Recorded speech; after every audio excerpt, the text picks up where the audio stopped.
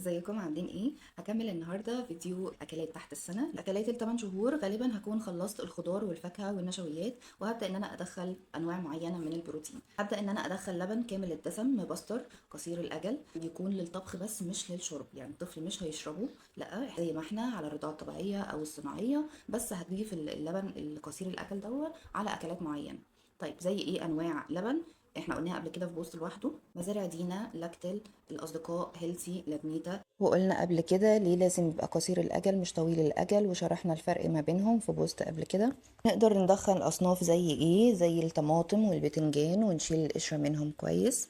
نقدر ندخل العنب ونشيل القشر منه والبذر ونقطعها نصين. اي حاجه مدوره هندخلها لازم نقطعها نصين عشان ما تقفش في زور البيبي. نقدر ندخل الجوافة، مفيدة جدا طبعا، ونشيل القشرة برضو والبذر من جوه ونقطعها قطع صغيرة.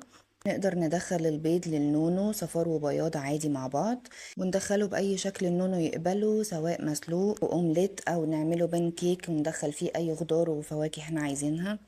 بالمناسبة البان كيك اختراع هايل ان احنا ندخل فيه الأصناف اللي النونو بيكون رافضها. نقدر كمان ان احنا ندخل السمك، مفيد جدا. ندخل كيوي، كانتالوب، فراولة.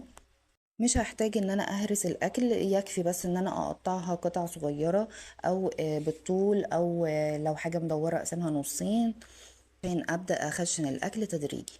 لو خلال الفترة دي النونو رفض اي اكل علشان التسنين، عادي جدا ما نقلقش، حد بس ما اعراض التسنين تخف مثلا معاه شوية، لو هو بالفعل كان الطفل بدأ في مرحلة التسنين.